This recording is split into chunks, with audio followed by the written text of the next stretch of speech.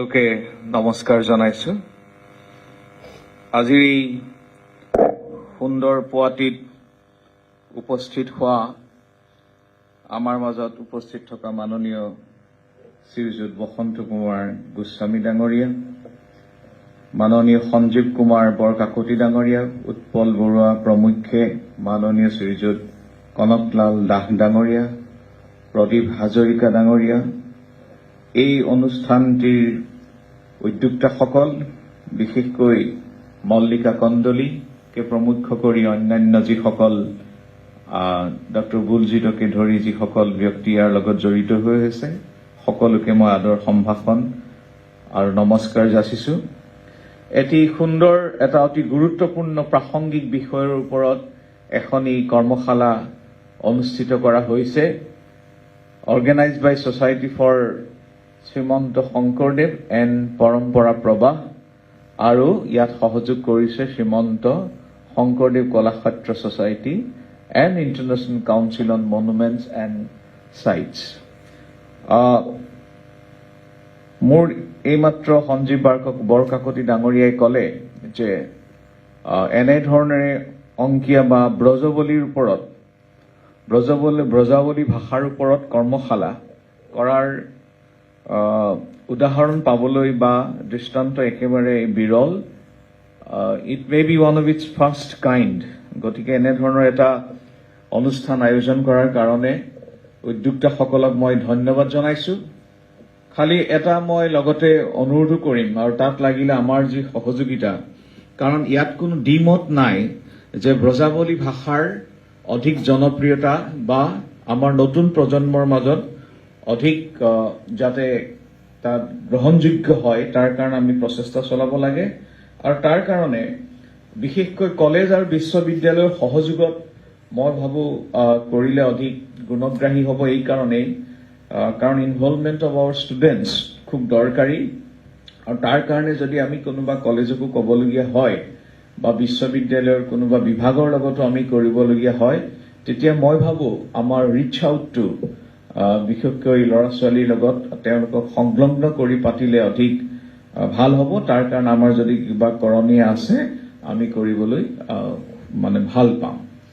আৰু ব্ৰজাৱলী ওপৰত যিখন আমাৰ কোৱা হৈছে, যি আজি কৰ্মশালা দুদিনীয়াকৈ অনুষ্ঠিত হ'ব, আপোনালোক গুণগ্ৰাহী ইমান পণ্ডিত প্ৰবৰ ব্যক্তি ইয়াত থকাৰ পাছত মই মোৰ কোৱাৰ ধৃষ্টতা নাই, কিন্তু সত্ৰীয় সংস্কৃতিৰ পৰিৱেশৰ মাজত জন্ম হোৱা, লালিত পালিত হোৱা বা অংকীয়া ভাওনাকে ধৰি সত্ৰীয় সংস্কৃতি বা ব্ৰজাৱলীৰ ভাষাৰ লগত সৰুৰে পৰা জড়িত হৈ মোৰ এটা ইচ্ছাও আছে, কিন্তু মোৰ এৰিয়া অফ ইণ্টাৰেষ্টটো অলপ বেলেগ হোৱাৰ কাৰণে এতিয়া ইমান পৰা নাই।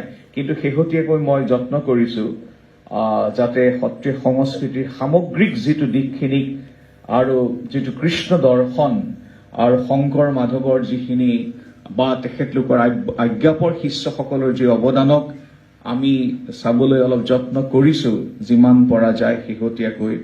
কিন্তু এখন সাগৰ, এই সাগৰ সদৃশ অৱদানত আমি কিমান দূৰ পাৰো নেজানো, কিন্তু মই ভাবো যে এতিয়া দেখা গৈছে সমগ্ৰ অসমতে মাতৃভাষা ভাওনাৰ প্ৰয়োভৰটো অত্যন্ত বেছি। এইটো মই বেয়া বুলি কোৱা নাই, আৰু তাত কেইটামান কিন্তু বিসদৃশ ঘটনাও ঘটিছে।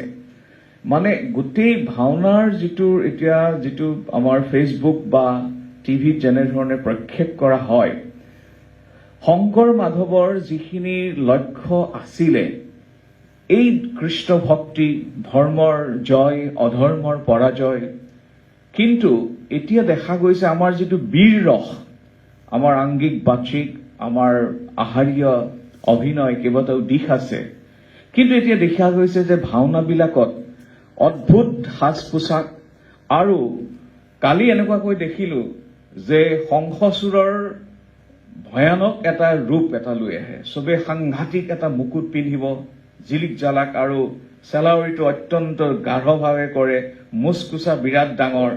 যেতিয়া ৰিহাৰ্চেল কৰে হয়তো শংখচূড়ে বা দৈত্যবিলাকে তেনেকে নাহে, আৰু যিগৰাকী কৃষ্ণ জেনেৰেলি এগৰাকী ছোৱালীয়ে হয়, ৰিহাৰ্চেলত তেনেকে অসুৰটোক নেদেখে, ৰিহাৰ্চেলত তেওঁলোকে সাধাৰণ ড্ৰেছতে কৰে, কিন্তু সাধাৰণ যেতিয়া মেইন ভাওনাখন হৈ গৈ তাত অসুৰে যিটো তেওঁলোকৰ ড্ৰেছ পোছাকৰ পৰিৱেশত দেখিলো কৃষ্ণকালী মূৰ্ছা গ'ল। মানে এতিয়া আমাৰ এনেকুৱা হৈছেগৈ যে আমাৰ বীৰ সদৃশ মানে বীৰবিলাকে একদম মোচন দি এনেকে আহিব, ভাল কথা, চাৰিওফালে আপোনাৰ মাতৃভাষাৰ প্ৰয়োগ, মই এইটোও বেয়া পোৱা নাই।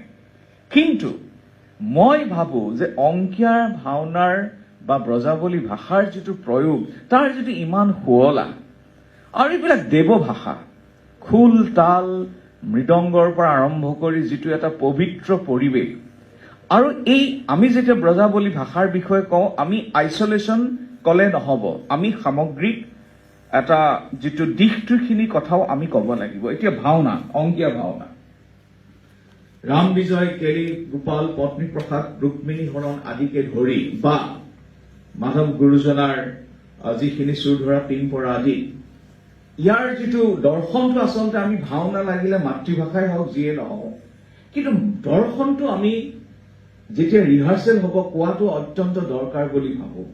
এতিয়া যিটো এনেকুৱা হৈছে অধৰ্মৰ জয় হৈছে ধৰ্মৰ পৰাজয়, বীৰ কেৱল বীৰ, ৰাৱণ দুৰ্যোধন তেওঁলোকৰ যুদ্ধ এনেকুৱা হয় যে যুদ্ধত সঁচাকৈ গুৰ মাৰি দি পেলাই আৰু একদম তৰোৱালখন এনেকুৱাকে মাৰিব জুই ওলাই যাব লাগিব। আচলতে এইবিলাক প্ৰতীক ধৰ্মী, এইবিলাক আমি অজগৰ উলিয়াব পাৰো বা বীৰৰ তৰোৱাল ল'ব পাৰো, এইবিলাক প্ৰতীক ধৰ্মী, সঁচাকেতো গুৰ মাৰি দিলে নহব। গতিকে মই এই কথাটো কৈছো, আমি যেতিয়া ভাওনাৰ কথা কওঁ বা অংকীয়া ভাওনা বা আমি ব্ৰজাৱলী ভাষাৰ কথা কওঁতেও ইয়াৰ যিটো সামগ্ৰিক প্ৰেক্ষাপটটো আমাৰ ল'ৰা ছোৱালীক বুজোৱাটো অলপ প্ৰয়োজন। ইয়াৰ সামগ্ৰিক প্ৰেক্ষাপটটো কি, যে শংকৰ গুৰুজনাই যেতিয়া খোলতালৰ কেনেকে কৈছে চৰিত পুথিত, কপিলী মুখৰ পৰা কুমাৰ অনাই মাটি খোল গঢ়াইলন্ত শংকৰ গোসাঁই, শালমৰা সৈতে বাদিয়াৰ অনাইলন্ত ভালোমতে আগে থাকি খোল কচুৱাইল, ৰহাৰ কহাৰ আনি তালক অনাইল, খুটিতাল পাতিতাল আদি নাম দিল। এই যিটো শংকৰ গুৰুজনাই খোল তালক আনিলে, মৃদংগৰ পৰা আৰম্ভ কৰি বিভিন্ন খুটিতাল পাতিতালৰ সৃষ্টি কৰি গায়ন বায়ন কৰিলে, গায়ন বায়নৰ জৰিয়তে সপ্ত বৈকুণ্ঠৰ পথ আঁকিলে, সেই সপ্ত বৈকুণ্ঠৰ লগত অগ্নিগড়, এইবিলাক প্ৰতীক ধৰ্মী, অগ্নিগড়ে নৱদা ভক্তিক বুজায়। গতিকে আমি ব্ৰজাৱলী ভাষাৰ কথা যেতিয়া কওঁ, অংকীয়া ভাওনাৰ যিখিনি সামগ্ৰী ইয়াত ব্যৱহাৰ কৰা হয়, আৰিয়াৰ পৰা আৰম্ভ কৰি শ্ৰৱণ কীৰ্তন স্মৰণ বিষ্ণুৰ অৰ্চন পদ সেৱন দাস্য সখিত মণ্ডিত বিস্তুত কৰিবা দেহ অৰ্পণ, এই যিটো অগ্নিগড় নৱদা ভক্তিৰ কথা আমি ল'ৰা ছোৱালীক জনাব লাগিব যে আমি যেতিয়া অংকীয়া ভাওনাৰ কথা কওঁ। লগতে আপোনাৰ শ্ৰৱণ কীৰ্তনত শ্ৰেষ্ঠত্ব কৰি আৰিয়া, বা আমি যে এই এজন ভাৱৰীয়ে যেতিয়া সেৱা কৰি এখন কাপোৰ দিয়া হয়, এই কাপোৰখন কিহৰ প্ৰতীক? মায়াৰ প্ৰতীকখন আৱৰি লৈ তেওঁ যেতিয়া ৰংগমঞ্চত প্ৰৱেশ কৰে, তেওঁ এজন ভাৱৰীয়া হৈ নাথাকে, তেওঁ নিজে সেই চৰিত্ৰটোত সোমাই পৰে। গতিকে এই কথাখিনি আমি ল'ৰা ছোৱালীক বুজাব লাগিব। আৰু আটাইতকৈ ডাঙৰ কথা, অংকীয়া ভাওনাৰ যিটো এটা প্ৰেক্ষাপট আছে, এই প্ৰেক্ষাপটটো হৈছে সমাজখনক একেলগে আগবঢ়াই লৈ যোৱাটো। আমাৰ জাতি বৰ্ণ ধৰ্ম নিৰ্বিশেষে সকলোকে একেলগ কৰি আগবঢ়াই লৈ যোৱাৰ যিটো প্ৰৱণতা, যিটো শংকৰ গুৰুজনাই বৈকুণ্ঠ প্ৰায়ণত উদ্ধৱৰ আগত যেতিয়া কৈছে, শুনিও উদ্ধৱ আবে ৰহস্য বসতি কৰিব অভ্যাস তুমি থিৰ কৰি মতি। এই যে ব্ৰাহ্মণৰ চণ্ডালৰ নিবিচাৰি কুল দাতাত সুৰত জন দৃষ্টি সমতুল নিশত সাধুত যাৰ ভৈলেক গান তাহাকে পণ্ডিত বোলে সৰ্বজন, and it goes on and on. গতিকে শংকৰ গুৰুজনাৰ যিটো জাতি বৰ্ণ ভাষা নিৰ্বিশেষে সকলোকে লৈ একত্ৰিত কৰি তেওঁ অংকীয়া ভাওনা কৰিলে। আৰু এই অংকীয়া ভাওনাৰ লগতে যিখিনি এতিয়া সূত্ৰধাৰে তাতে এই ব্ৰজাৱলী ভাষাৰ যিটো প্ৰয়োগ ইমান সুন্দৰ, ইমান শুৱলা, মোক ক'লে গোটেই মোৰ দেহ মোৰ ৰোমাঞ্চিত হৈ উঠে। সূত্ৰধাৰে যেতিয়া বহুতে কয় বোলে ব্ৰজাৱলী বুজি নাপায়, বুজি পাবলৈ কি কথা আছে?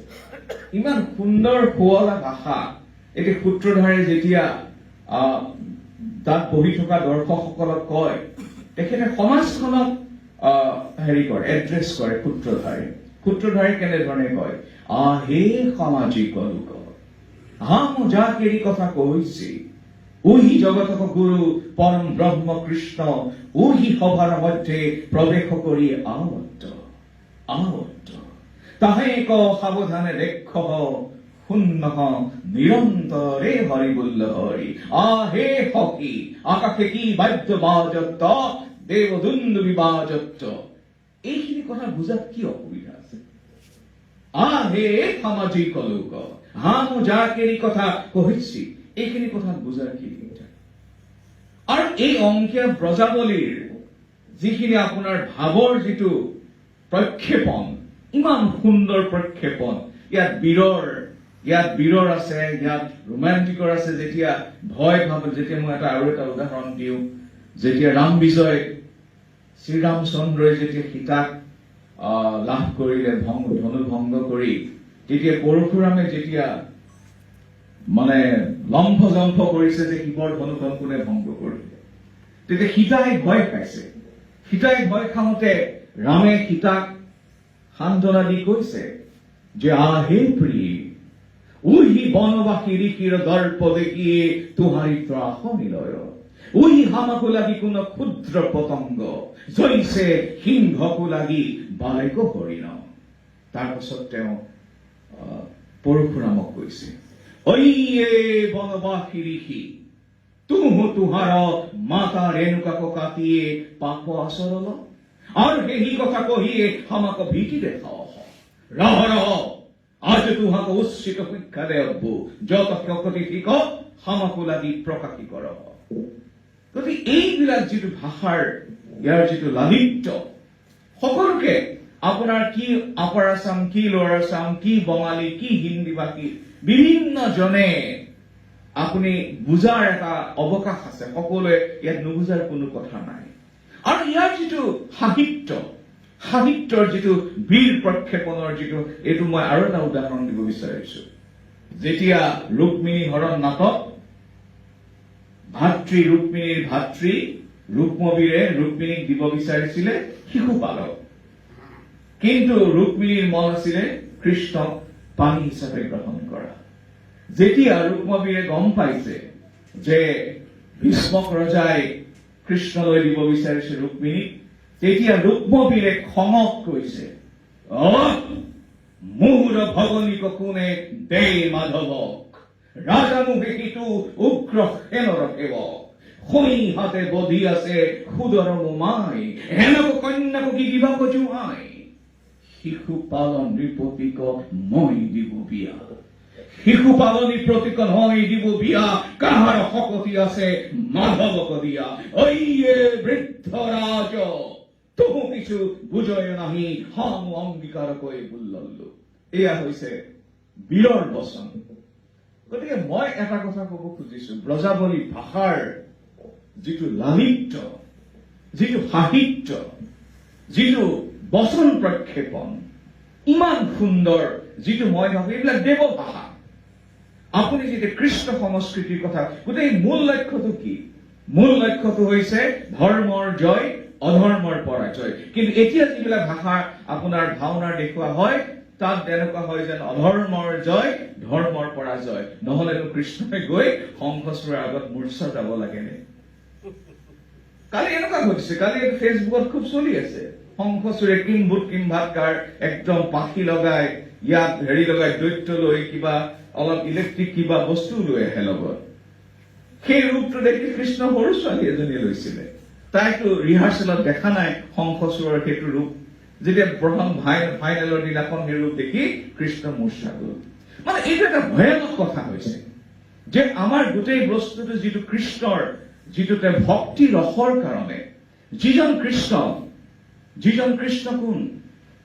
বৰাহাৰূপম যিজন, আমাৰ ত্ৰিভংগ, ললিত গলিত, বংশীবাদক, মুৰলীধৰ, বৃন্দাবন সুকুমাৰ কলাবী, সচ্চিদানন্দ ৰূপায়, নিৰ্গুণ নিৰাকাৰ যিজন পৰম ব্ৰহ্ম, সেই ব্ৰহ্মজনক মাধৱদেৱে ক'ত দেখুৱাইছে? গোৱালীৰ ঘৰে ঘৰে তেওঁ মানে চুৰ কৰি ফুৰিছে, টেকেলি ভাঙিছে। গোপীৰ মন হৰণ কৰিছে, লৌন চুৰ কৰি মাৰ খাইছে, মাটি খাইছে, মাটি খাই যশোদাই পিটন দিছে সেই পৰম ব্ৰহ্ম। কিয় মাটি খাইলি অৰে গোপাল, কোবাই আজি তোৰ পাৰিব হুচাল। তই মাটি খালি, তোক আজি পিটন দি পিঠি চাল। কোন সেইজন? সেইজন হৈছে পৰম ব্ৰহ্ম, নিৰাকাৰ, আমি যাক কওঁ সগুণ ৰূপতো কওঁ, সেইজনেই হৈছে পৰম ব্ৰহ্ম কৃষ্ণ। কিন্তু কি সুন্দৰ ৰূপত আমাক প্ৰক্ষেপ কৰিছে মহাপুৰুষ মাধৱদেৱে, শংকৰ গুৰুজনাই। গতিকে আমি যদি প্ৰকৃতাৰ্থ কৃষ্ণ ভক্তিৰ স্বৰূপ যদি বুজা যায়, ধৰ্মৰ যদি প্ৰকৃত অৰ্থ বুজিবলগীয়া হয় এক শৰণ ভাগৱতী ধৰ্মৰ, তেতিয়াহ'লে এই ব্ৰজাৱলী ভাষাৰ যোগেদি বুজাৰ যিটো সহজ পথ, এই পথটো অন্য ভাষাৰ দ্বাৰা নহয়। মই মাতৃভাষাৰ কথা নেগলেক্ট কৰিছো এনেকে ক'ব খোজা নাই, কিন্তু যিটো দেখি